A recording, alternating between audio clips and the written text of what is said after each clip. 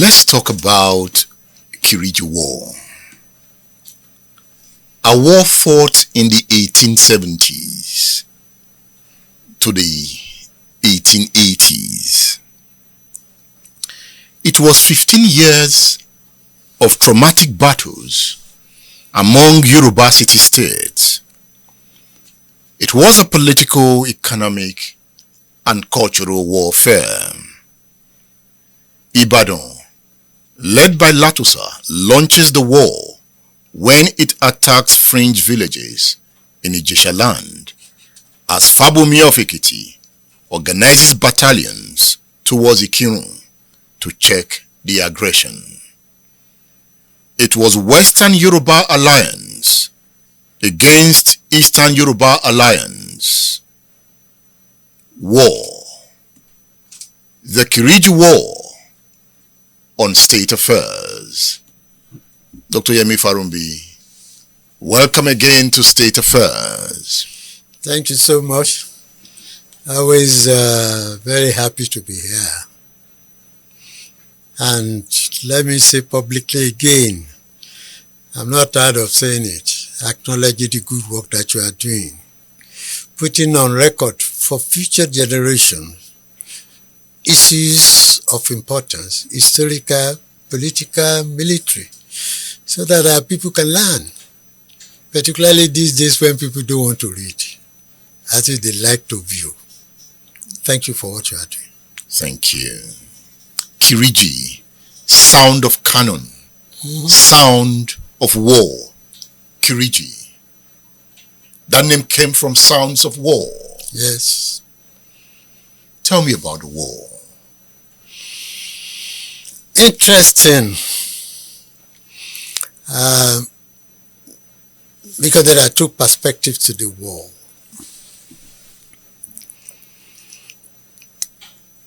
Some people believe the war started 1870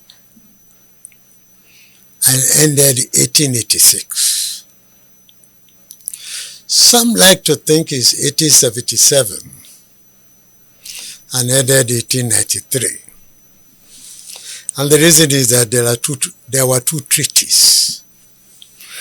But when you look at the content and the purposes of the two treaties, then you're likely to accept that the war was between 1870 and 1886. The treaty at 1886, signed at Imesile, which was the military headquarters of the Eastern Alliance, effectively ought to have ended the war, or did end the war. But you know what happened? The fighters didn't leave the place, because the Western Alliance didn't want to be the first one to pull out. The Eastern Alliance didn't want to be the first to pull out. So for years they were still there, but they were no longer fighting, until the governor came, Governor Carter. Colonial governor. Visited the Imesile. Thereafter he visited Igbajo, which was the headquarters for the Western Alliance. It was only then, when they've now had a guarantee of British protection, which in fact led to the 1893 agreement, which was the agreement for the British to protect all of them. But that wasn't the end of the war. The war had ended, the people didn't go. So the war had ended in 1890. 1886. Okay. But they didn't go until 1893. They stood there, no longer fighting. But nobody wanted to be said to be the first one to have withdrawn. Because they thought if we are the first one to withdraw, it would mean the other one can claim they won. But the war effectively was a stalemate. So this was a war that started after the fall of the Oyo Empire. How did the fall of Oyo Empire lead to the Kiriji War? Is a sequence of events. The Oyo Empire collapsed. That meant there was no central authority any longer. And when there was a collapse, everybody was trying to have his own bit. Every kingdom that used to exist was now trying to re-establish itself. Economically, politically, and in terms of trade then. So there was a succession of wars before, in fact, the Kiriji War came. I think the first war was between Oyo itself, the declining Oyo, and Owu. The declining Oyo, having the military camp in Ibadan, defeated the Owus. And that's why the Owus are scattered all about.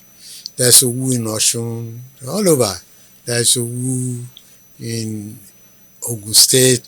They used to be one kingdom of their own, but they were defeated. So where was that original kingdom? It was where they are now, near Egbalan.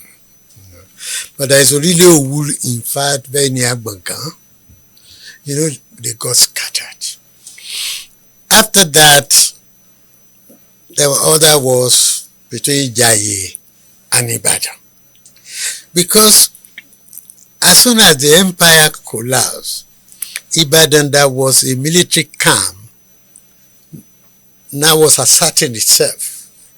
Ibadan had always been a military camp. Yes, but it was getting bigger. And it was having, if you like, fighters or mercenaries from all over Yorubaland. That's why it's a military camp. It was a military camp. Military camp. So fighters were coming from all over Yorubaland to encamp. To encamp there.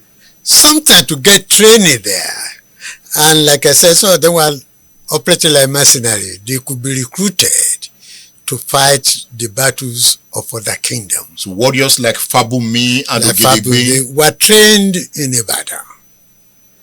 So when Oyo Empire collapsed, that military camp, now you usurped political power.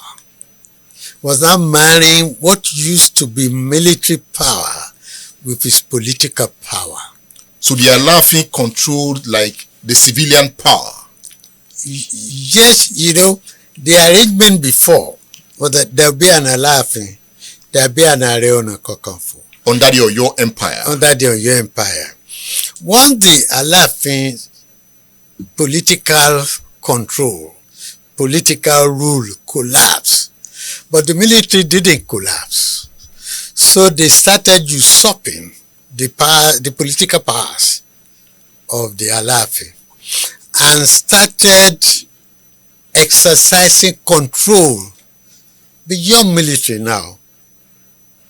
Political control over some of those areas we call the Eastern Alliance. The Ekiti Kingdom, Akoko, Ijesha, Ibomina. So they started exercising whatever Alafi used to do, collecting taxes, tributes regularly from them, and imposing punishments, and sending to those areas agents that they call ajeles to come and represent the interests of the Are in all of those areas. You know, so they were already becoming a military coup political. And these others were now resisting. We never knew you as our political overlord. You were military. So, since the political overlord had collapsed, everybody was trying to reassert its own independence. Or even sometimes to want to expand the limits of his kingdom. And thirdly, to regulate trade, particularly since slavery had become a very viable option then.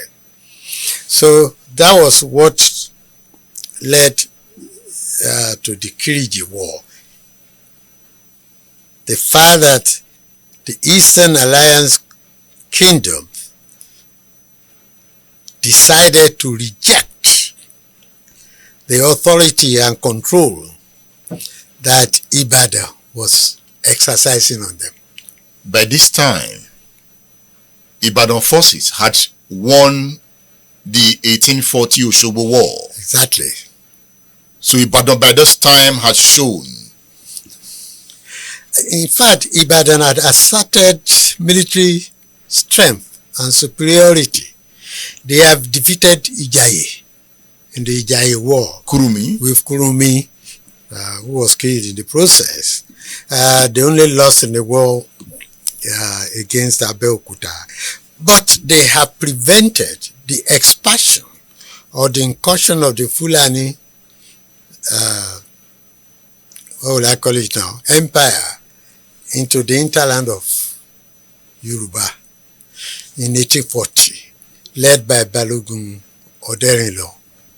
Now, the story of Balogun Oderinlo will tell you what Ibadan really is. Balogun Oderinlo was an Ife man. Ife man? Yes. I learned he was born in Ilorin. His parents were Ife. They carried his pregnancy from Ife to Ilorin. So he's an Ife man.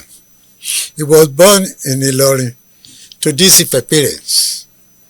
He joined the Alimi forces. It's not the Alimi forces, the Afaja forces. And was part of them. He left Ilorin.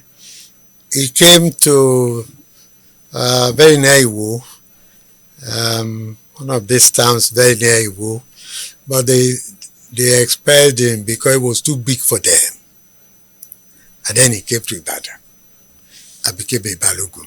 So Ibadan itself was, like you said earlier, was a camp of all fighters from all Yorubaland, who now, because of their own military powers, wanted to seize political control and perhaps would have created an Ibadan empire. Because I could see that was their intention.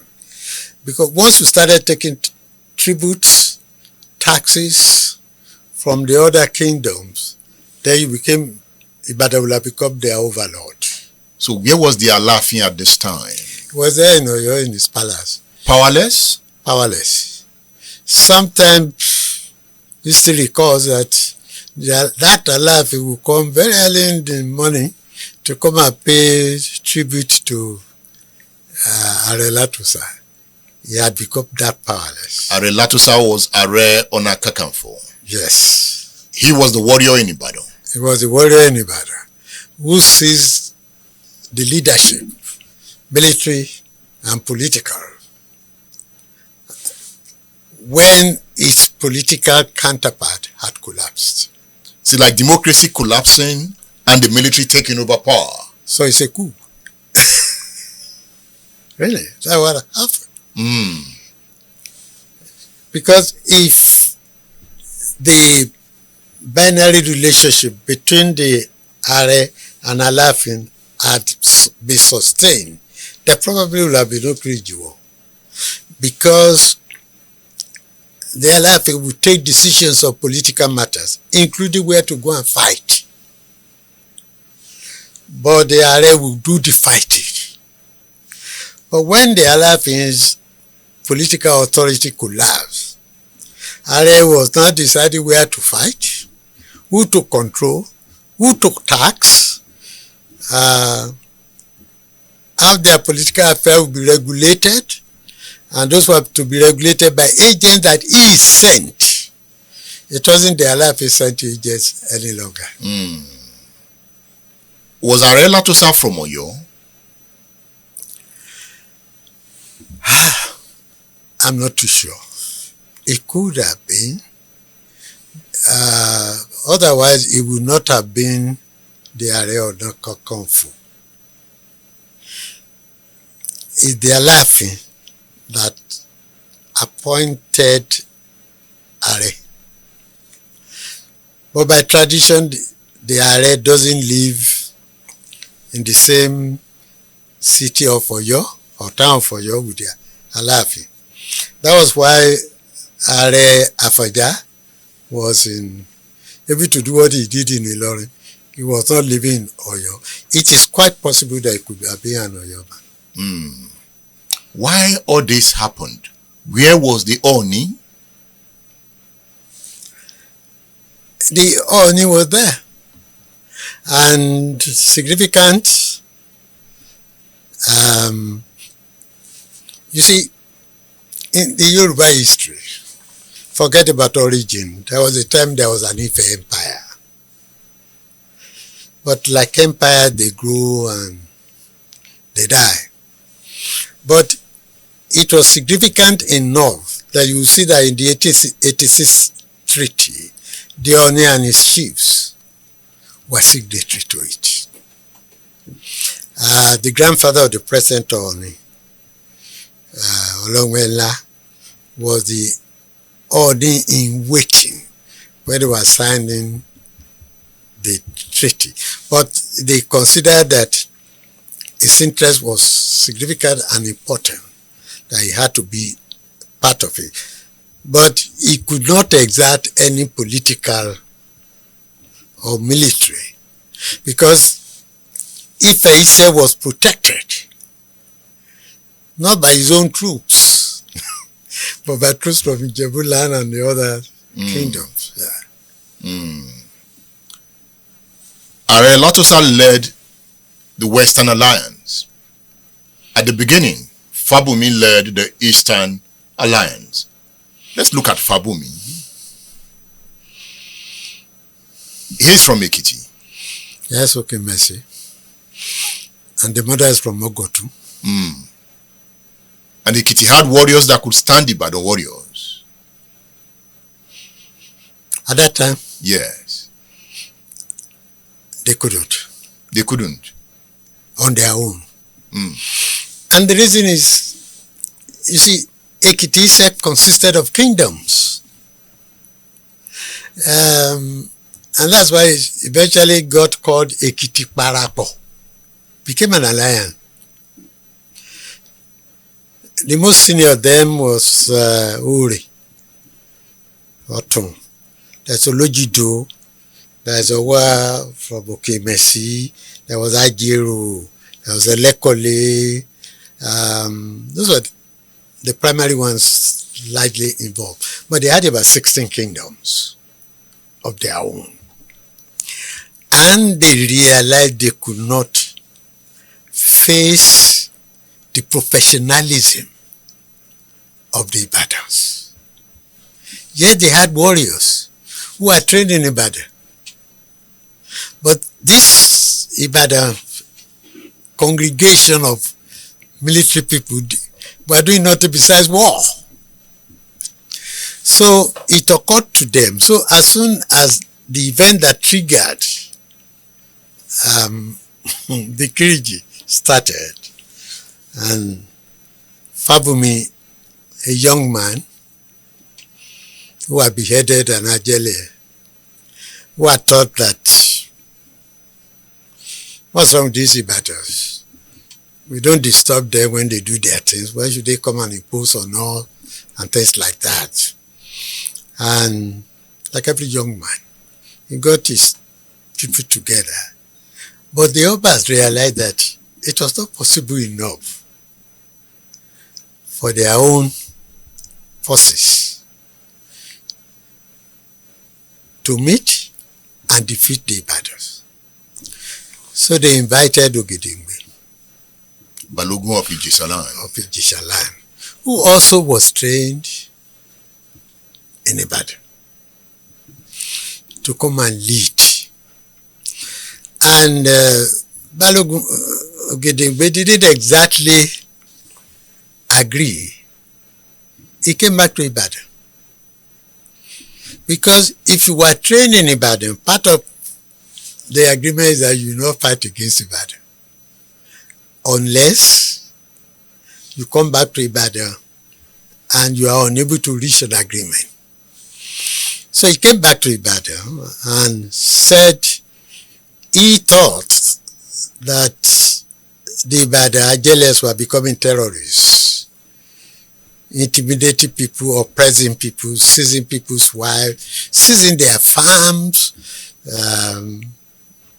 harvesting products that they didn't produce on their own, and inflicting taxes beyond the capacity of the people.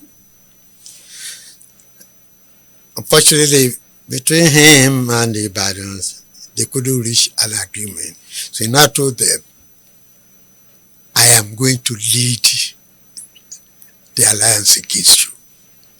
So that whatever was the covenant could be broken. So the day he accepted and came back, it was the first day of victory for the Ekitis. Because they now realized that the Jeshas, the Gominas, the Akokos were there on the periphery, they could withstand the battles. But there was something else, which is metaphysical. They have consulted the oracles. And the oracle, Ifa oracle, told them, if you allow the Ibadans to get to Ekiti, they will defeat you. So make sure they never enter your land. And that was why the headquarters was in Messi. Ibadan eventually chose Igbajo as the headquarters. Igbajo has a tinge of Ijesha in speech and so on. So, at least people who are believed to have originated from the same source, who were believed to share the same culture and language, broke into two just for political control. One wanted to assert control, the other wanted independence. One wanted to control the trade and the business. The other wanted to have his own domestic control. And they fought for 15 years. And they fought for 15 years for it. Was the Ilorin part of the Eastern Alliance? Not exactly, but at a time, you know, when you are desperate for victory, sometimes you ally with enemies. You recall earlier that in 1840, the Ibadans had stopped the invasion of Fulani into the Yorubaland.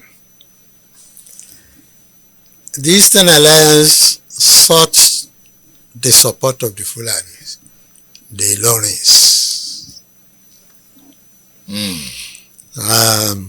In a segment of the Kiriji War that is called the Jalubi War, again, they were defeated in that instance. Why is it called Jalubi? There was a big river there. And there was a narrow bridge across it. So, and that was the bridge that the Fulanis supporting the Eastern Alliance would have taken to come into full operation against the Ibadans. Overnight, the Ibadan destroyed the bridge. So by the time the Fulanis came with their horses and all of that, they were just jalumi. They were just into water. They were falling into water. That's why it's called the Jalumi War. Interesting. So that's the second instance. The Yorubas can always say they defeated the Fulani. But the Fulani was supporting the Eastern Alliance then. But that was the extent of their participation. If you look at that war, there you find sketches of modern warfare. Cannons were used, trenches were dug. Let's look at the weapons of war. Even walls, defensive walls were built. And that was what made the Eastern Alliance to begin the upper hand in the earlier part of the war. You see, DJSs were part of the war. DJSs were very prominent in Lagos. They were in business, they were dealing with the white people. It was through their interaction that we were able to get the cannons, the Hastrops, the great fathers of the present Oba, were the ones helping the Ijesha to get access to these, as at that time, the modern weapons. And the modern weapons made the traditional defenses irrelevant. They destroyed the defense wall. They were not moving anyway, they were not crawling. The trenches were irrelevant to them. The cannons were Kiriji and going long distances with devastating effects. Modern warfare. Yes.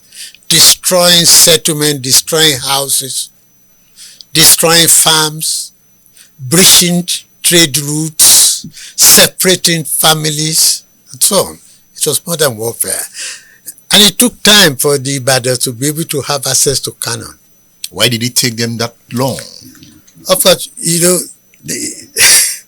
they had to go through Egba or Ijebu to get to the sea, get to Lagos to have access. They were not exactly in good terms with the Ijebus, who were not actively in the war, but they prevented the Ibadan to have access to Lagos, so as to have access to this weapon. They wanted the defeat of Ibadan. Because at various times too, they have been victims of aggression, what they call the excesses of Ibadan. I had an interesting instance about 10 years ago or so. I had a late Alafi. I was having a script review for a Kiriji film. I had the late Alafi of Yemi, and I had the Olubade Oba Adeogugunuso. I had the present the Latosa. There I had Ogedegbe, is dead now. He was there. I had the Alara of Faramako Ajiro. But the interesting story was between the Alafi and the Olubade. Because that day it was as if they wanted to recreate war, and the Alafi told the Olubade, I said, you see, that is, you did excesses, that those people had no choice other than to resist. I took that to my own interpretation of that, was that in fact during that war, it was likely that the Oyo wanted Ibadan defeated. They didn't like the situation in which that a primary authority is almost becoming a vassal state under the Ibadans. They couldn't come out because they didn't have any military capacity. But I think their mind properly supported. So every difficulty put on the way of Ibadan to have access to modern warfare, I think was good for them. Ibadan eventually got it. Got it going through Ondo. So it was the Ondos who eventually gave them the access to acquire it. And that's why nobody can claim to have won the Kiriji War. Once they had a balance of terror, balance of weapon of mass destruction. If you strike today, we will strike tomorrow. So it was not like before that the Ekitis had, only the Ekitis had a canon. But as soon as the Ibadan had the canons, there was this balance, and there was a stalemate. And that's why the war went on and on. They got tired, they got fatigued, they got removed from home. It became so bad that the Ààrẹ himself had to come to the warfare. Ordinarily, he won't. Were there war camps where this war took place, or they were moving from place to place? There were war camps. Imesili was the one for the Ekiti Jisha. Ibadan was the one for the Ibadans. So how do they meet? Do they meet at the front? They meet at the front. But when the cannons came for the Ekitis, they didn't have to meet at any front any longer. They had the advantage of a longer reach. And when the Ibadans also had the advantage of the longer reach, what used to be face-to-face fight with Dingon, shams, incantations, cutlasses became irrelevant. The power of science. Power of science. And of course, I'm sure the British must have been enjoying it because they were being paid for the weapons anyway. It's like, take weapons and destroy yourself, then we'll take over. Take over. And they fought until they got tired. When they fought and they got tired, as the Yorubas would say, Oreja. That is, fight became tired. So you'll be looking for anybody to just say, why are you fighting? Stop. So the missionaries and the British, and of course the British had wanted to have opportunity to enter the hinterland of the Yorubas. They couldn't. Now they came as religious, friendly people trying to resolve the differences between two brothers who were already now tired and were willing. And that was what led to the 1886 September 23 treaty, which was signed at Imesili. There you had the Alaafin and his chiefs. You had Latosa and his Balogun. You had Ooni and his chiefs. Awujale was there. And then, of course, the Ekiti Parapo warriors. There they signed. They signed, agreed not to fight, but they didn't leave. But they didn't fight. Of course, and that was Governor Moloney then. He left. I think he left in 1890. Then Carter came. So Carter came and visited Imesili and visited Ibadan. So with the assurance of this British overlord,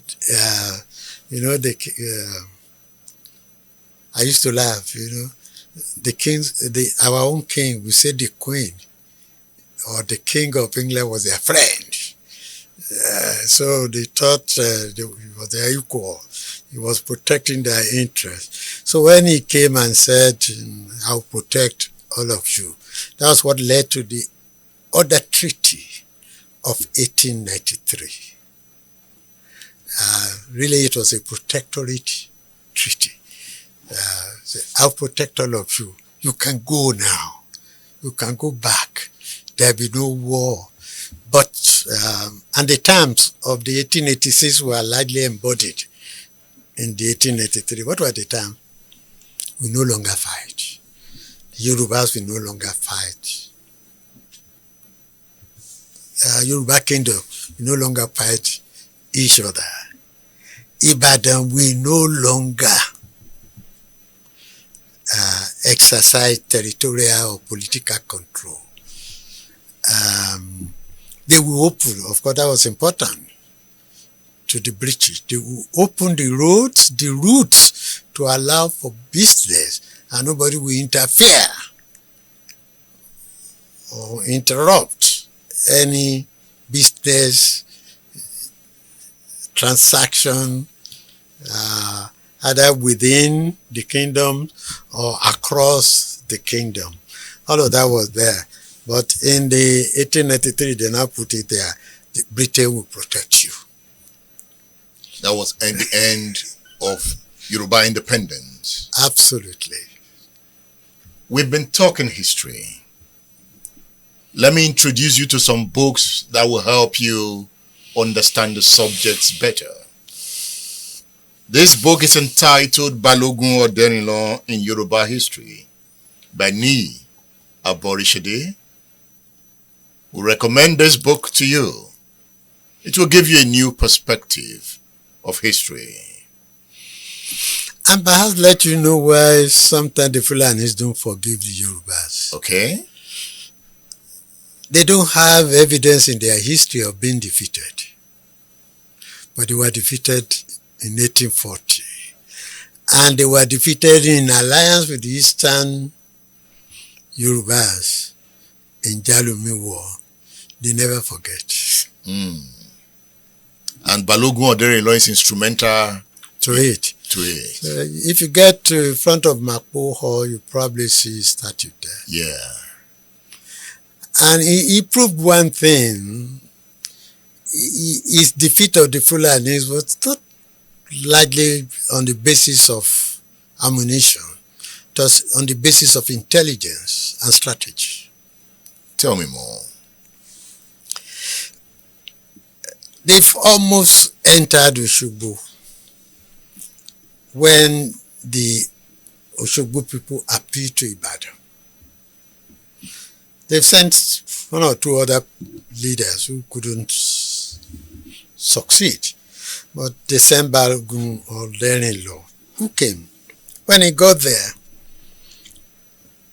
the Oshogbo people expected immediate warfare. He didn't. He took time to study the place, to study the character of the Fulani fighter. The Fulani fighter could not fight on feet. He has to ride a horse. And he realized that without the horse, the Fulani fighter was nobody. But the Yoruba fighters who carry their sham and their cutlass and dingon and walk. Obviously, they don't have the strength of the horse. So he avoided any situation where they will have a direct confrontation. He knew the camp. He knew the movement of the camp. He knew that the Fulani fighter, because they rely on horses, cannot fight at night. They can only fight during the day. They will sleep at night. Interesting. So having found that, he realized that when they want to eat, they had a particular river where they go to drink. He got that river poisoned. The evening of the night, he was going to move. The Fulani knew that the Ibadans had come, but they were not bothered. But they are on horses, these people of feet. So by the time they drank their water, half of them were dead overnight. Their Oderinlo moved at night, not during the day. So when those who are not dead woke up, the horses in stampede forgot their riders. And the Fulani surviving one cannot fight on feet. It was also dark, they could not fight. So he was able to defeat them. He captured 4 of their generals. So it wasn't prowess, it was intellect, strategy. He used, according to their story, he carries a pigeon. That pigeon speaks to him. It tells him what is happening. Unfortunately, he lost the pigeon in the war because it is the pigeon that carried the poison into that water. Of course, the pigeon himself died of the poison. What happened? So that was what happened. They never like to hear that story. That pigeon was like a surveillance tool. True, exactly. For their-in-law. He will go tell them this, will come back, this is where they are, this is what they are doing, this is what they eat, this is where they are sleeping. Or their-in-law's drone. Exactly. There's the book about Oyo-in-law by Ni Aborishade. Another book you should look at is The History of the Yorubas by Samuel Johnson. The History of the Yorubas. You know, sometimes I wonder why Samuel Johnson would be the one to write Yoruba history. Of course, as at that time, the Yorubas were Oyos. As at the time he wrote the history of the Yorubas.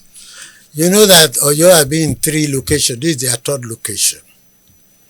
Their earlier location was Nera, Bogud, and here. They interacted a lot with the Nupes and the Tapas, who gave them the name Yariba. So it was the Oyos that were called Yorubas then. All the others were called their own ethnic name. They were either Ekitis or Ifes or Akokos or Ijishas and so on. But he has to write it because the first educated person was Bishop Ajayi Crowther, and that Johnson is his cousin. There are some disputes about the authenticity, accuracy of the story. Somebody as a cousin of Johnson interfered with the manuscript because the story was published well after the death of Johnson. But that's another matter. Now, I say this book is an epic book. Absolutely. Epic. This is the story of Ibadan, written by a professor of history. You know, this is Ibadan. This is Ibadan and the story of Yorubaland. The story of the Kiriji War is told here. Everything you need to know about the history of Ibadan. Remember, the history of Ibadan is also the history of Yorubaland. Ibadan, Foundation, Growth and Change, 1830 to 1960, written by Professor Toyin Falola. A very scholarly person, absolutely scholarly, and it's a very good book. You know, when you say Ibadan, the story of the Yoruba, because there are so many things we talk about. We talk about Efusheto, for example. It's a segment of Ibadan history. Efusheto, though not Ibadan, is Eba, but was a prominent woman in Ibadan who was using her resources, her money to support their war efforts. But if you read this book, you're going to find that the story of Efusheto is not like the one you see in plays. Efusheto was never captured, Efusheto was never made to sweep floors and so on. So, but of course, drama can take liberties. Drama can be bigger than life. It can be equal to life. It can be smaller than life. The story of Efusheto that we know is bigger than that story. But if you read a book of Falola, you're going to find that Efusheto was poisoned. It wasn't that somebody captured her and then turned her into a slave to be sweeping floor. It didn't happen. Strong people don't die that way. They die with honor. Should our young persons be exposed to the details of books like this? Understanding history. I think we need it. Sometimes for you to even understand your own people, to understand sometimes your own culture, you need it. And it's sad because we want to talk with history. We want to pervert history. So we don't get accurate history. But it's like if you take the Kiriji War, the Ekitis don't call it Kiriji War. They call it Ekiti Parapo War. Because it was the war that bound them together, that they became known not as if a confederation, which was what they have been. They became a federation. That spirit helped them to be the college. They called it Ekiti Parapo College. That spirit beat communalism, some pride, some arrogance. You see, sometimes intellectual arrogance that you see in Ekiti, some raw courage. It came after that war. So when they look at the war, they see it as their own symbol of sovereignty, symbol of independence. Whereas the Ibadan won't see it that way. They see it as teaching some rebels lesson. You know. So for you to get a correct history, you must be able to integrate and read both. Know from where each person is coming from. But from what we know now, both sides lost the war. They lost it to Britain. Absolutely. They lost it the day they accepted the protection of Britain. They lost it.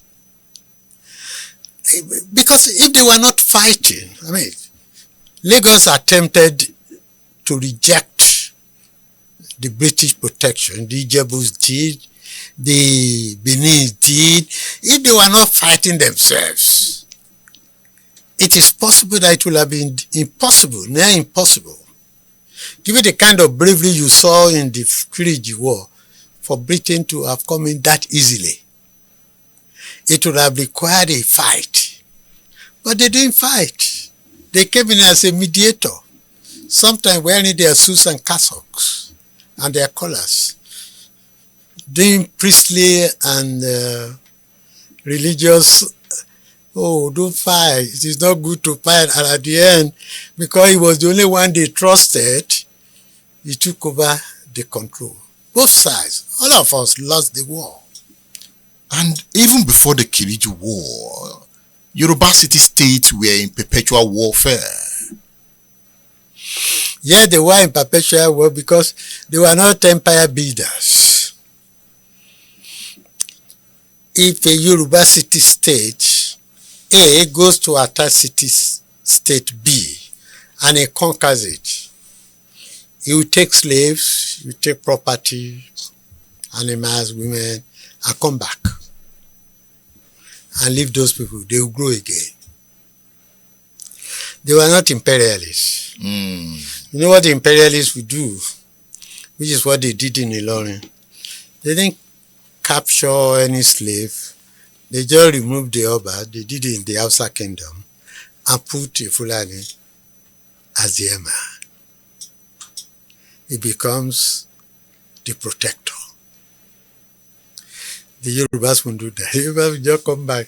Don't do that again, no. If you do it again, we will come. They come back to their city-state. And then that city-state that was devastated today will grow. Maybe it has a leader that becomes very strong. It attacks. Then they do the return battle again. You know, whoever wins, none will stay to perpetually dominate the other. Was that an advantage for the Yoruba nation? No. No. But Oyo built an empire. Yes, and one of the reasons why it collapsed is that. Yeah, they built an empire that expanded into being a republic and so on and so forth. But they didn't. You see, when Britain was building his empire, he would send a governor general or a lieutenant general who has allegiance to the king or the queen.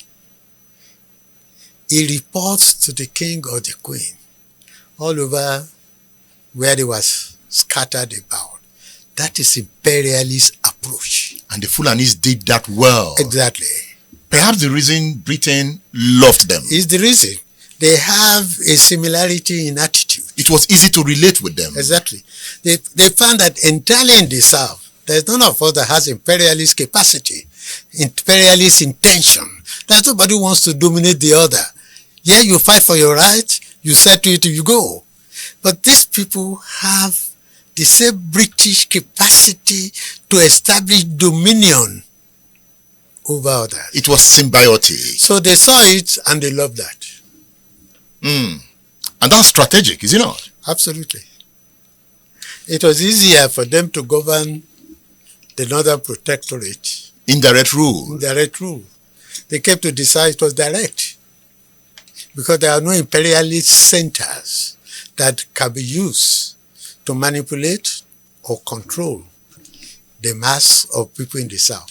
And Yoruba warriors were able to stop that imperialist character in the Oshobo War. Yes. So, now, if they were imperialists, they had an immediate option because they've captured five of their warlords. I think 3 of them were Yorubas fighting for Afajaz. They sent them to the Alafin then, who dealt with them. If they had pursued the Fulani, they would have recovered Ilorin. Or they alone wanted to do that. But they didn't. Because they had just come to prevent them from entering Oshobo. Those who have imperialist intentions, expansionists, territorial aggressiveness, will have pursued them to Ilorin, and even from Ilorin, moving. They did it. Does the Fulani still have that character? They do. Because from history, we can see the character. No, it's part of their DNA.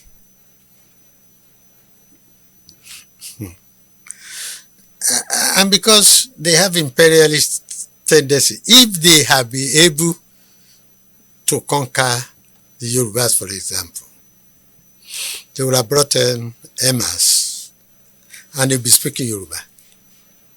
Okay? They speak your language. They pretend to be part of you. You begin to see them as part of you.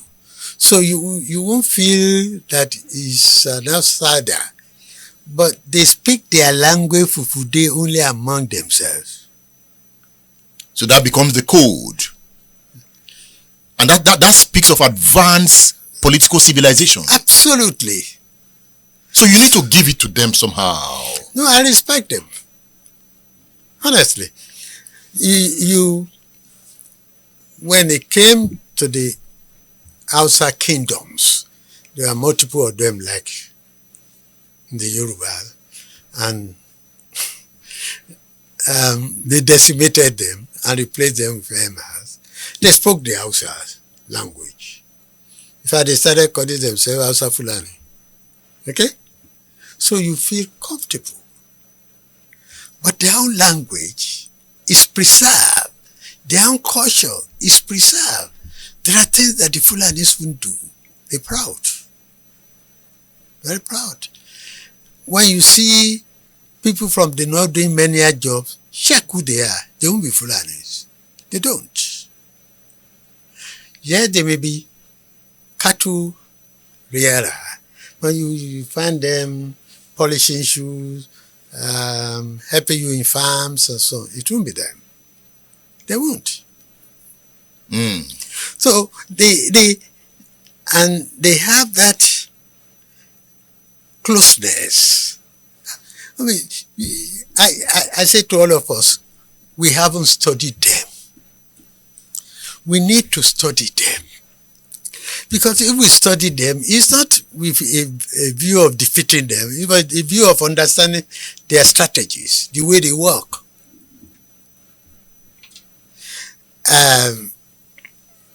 It is not likely a Fulani man will rob you, steal what is in your pocket and run away. He won't do that. He will kill you. And then take whatever he wants to take. They have characteristics. So what is it about the political character of Ibadan, Yorubaland, to have been able to stop such an advanced army of the Fulani? Like I said, it took the intelligence gathering and strategic planning. It's really, the Yorubas have the capacity when they choose to. When they choose to? When they feel threatened. Now, let me explain this way. Lots of people think the Yorubas are lazy, easygoing. They love parties. They don't like fighting. So they were shocked when we had Operation Wete. They didn't realize that the Yorubas enjoy themselves so long as they don't feel threatened. When they felt threatened in 65, that because they saw the progressive infiltration of their political processes, institution and system by the North. By the Fulani North? Yes. And they had thought that if they did their election, Awolowo would come back, he will resist. Okay? The election got rigged. So they fought back. They felt threatened. They now felt personally, individually, and collectively threatened. So they fought back. And that was the end of that period? That was the end of the period. The next epoch was the Civil War? Civil War. Without them, there would have been no Civil War. Because the kind of thing that was happening in the West then gave courage to Zegu. Should we study these wars keenly, especially among young persons, to be able to understand the future clearly? I believe so, because I remember I read one English, can't remember very well now, he said, time past and time present are contained in time future. And time future is in time past. So the world goes in a circle. So if you don't understand yesterday very well, you cannot plan for tomorrow. And I believe that part of the problems we have with interpreting the contemporary political situation is the fact that we have not even studied our own past to take advantage of the strengths of our own past.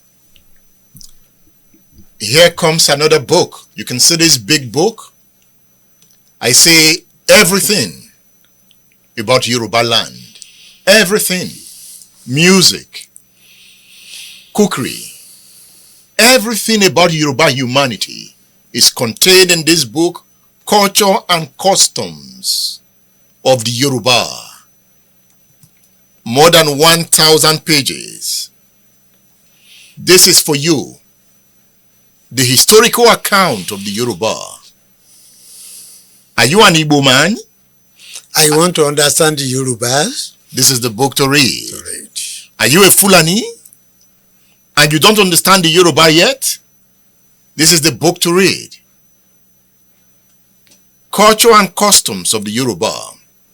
Edited by Professor Toyin Falola and Akintunde Akiyemi. I found the book very interesting. It took me time. I gave you a copy? You gave me the copy. It took me about a month. I read very fast, but I wanted to totally understand myself. Because as you read on, if you're a Yoruba person, you see yourself in it. Things you don't understand about yourself, about your history, about your yesterday, about the interactions of the various kingdoms and so on. It's a good book. And I thank you for it. You know, why I also love it, it's not just the idea of one scholar. Collective. Collective scholarship. Different scholars wrote on different subjects. And then Toyin Falola and Akintunde Akiyemi put them together. And they are great people. And the editing was perfect. You know, Yoruba has great scholars. Yes. So why is Yorubaland not advanced? You know, when I talk about advancement, that's people that can compete with Singapore in terms of advancement, technology. schools, hospitals. Of course, we do. We can. I mean, and I say this, various ethnic units in Nigeria will outrun Singapore any day. But Singapore had a privilege. They were expelled by Malaysia. So they were left alone on an island that's just the size of Lagos Island. Today there's still about 4 million people. You know, they don't have water. They used to rely on water from Malaysia. They harvest rain. You know, when you are faced with hardship pushes you to find answers. Necessity is the mother of invention. Allow me to say this. Somersault into a civil war situation. My friends and colleagues of Yorubaland were faced with hardship. So they made bombs. They didn't need the whites. It was a lost opportunity for Nigeria after the war not to have taken advantage of that. We were going to have the equivalent of Massachusetts Institute of Technology somewhere in Enugu that would take advantage of this. How are these people, hemmed in as they were, able to do Bunike? How are? And you know, wars always lead to development. Absolutely. New technology. Not here. Why? Because we refuse to harness. I see it now. I mean, they go to that area, they find some people doing refinery, they destroy it. Why would I destroy it? Why would not I look into how a local person will be able to create a refinery that will break down crude oil? Why would I not send people from the Petroleum Institute or those universities doing petroleum engineering there to go and see what they are doing and see if we can update it and become our own contribution? But because the white don't want us to do that, they want to take over our restraint.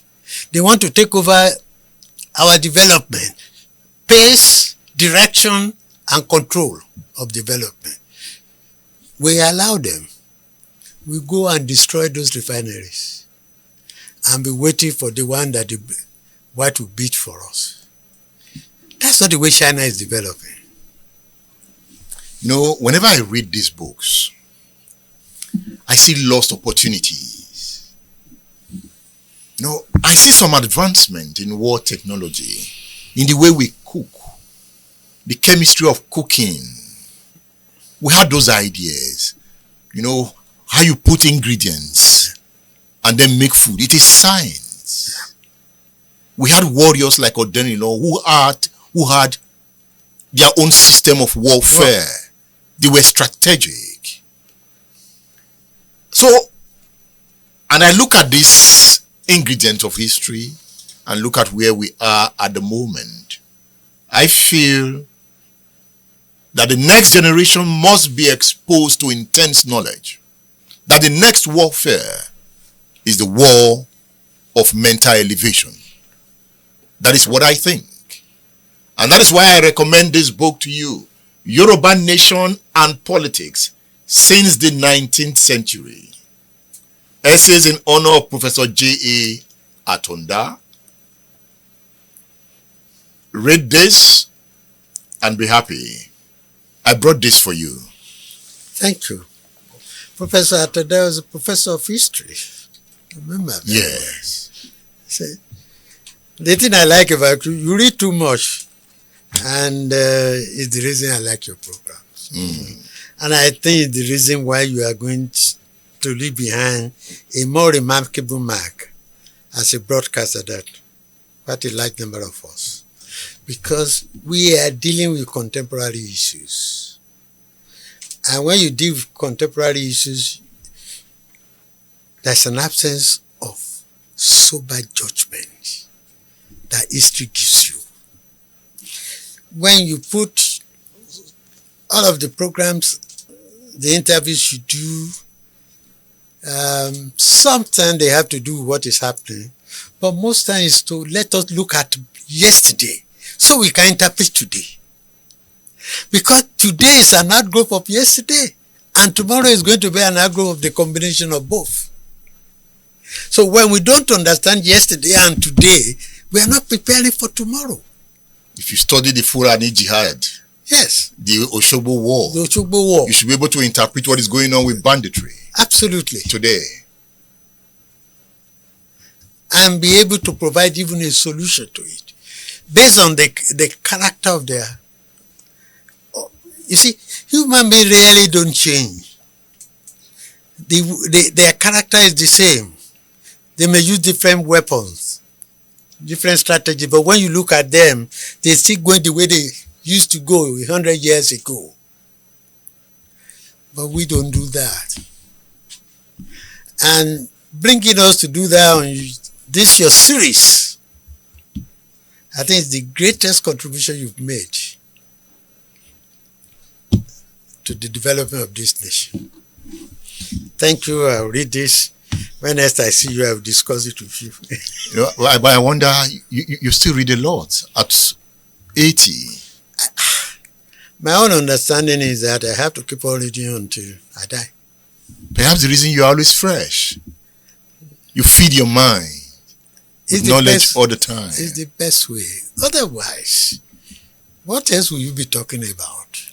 Irrelevances that cannot improve you, improve your environment. I'm determined that so long as I live, I want to add value to my society. How can I add value if I don't have knowledge? And knowledge keeps on changing, in content, in direction, and so on. But no matter what we do today, they say in technological revolution we're in N 5.0. That's what they say we are. We've gone beyond the age of robots in those other countries. They find that robot is not the answer. That unless you have a collaboration between the human creativity and human innovation, those robots are meaningless. That at the end of the day, it is giggle. You put garbage into a robot, it gives you garbage out. So, but here we are not using our own creativity. We are not developing it. We are not looking at our own innovativeness. I was reading somewhere talking about robot. The Yorubas have what they call shigiti. They use clay to do something like a human being, and they give it esoteric instructions. Go to that place and destroy it. And this mud creation, we go there and destroy it and come back. That's robot. Or there is drone. That's drone. So there are things we have had capacity for 100 years ago, 200 years ago before the white came. Yes, probably we couldn't write. So we couldn't write them into books like this. But we had a way of transmitting them from generation to generation. Oral history. Oral history. And it went on. Now, they make us to sweep all of that. Or they say, oh, you have a problem. Why don't you go to Google? Go and Google it. Say, what are you Googling? That is Ifa now. What does Ifa do? It brings history, packages it to interpret contemporary problems and provide solution. That's what it's about. It's not the religion. It's a science. I sat and looked at it. 16 odus, 16 subs, odus. There, where you do the multiplication, it gives you about 456 or something. And each odu has about 1,000 stories. So when you come to me and I do it like this and I say, odu, or that's Bejios, then I begin to tell the stories. Oh, when that man was leaving Point S, he was going to Point Y, he saw this kind of obstacles on the way and he solved it this way. Then I know your problem. I saw how somebody had solved it maybe a million years ago, as narrated by the Oduifa. Then I look at your problem now and I try to use that same system to solve it. Empiricism. Absolutely. So why are we not doing much of that in Africa? We'll bring them back for development. I thank you for doing it. Dr. Yemi Farounbi, thank you for featuring on State Affairs. Thank you, my brother Edmund. Thank you. It's a privilege.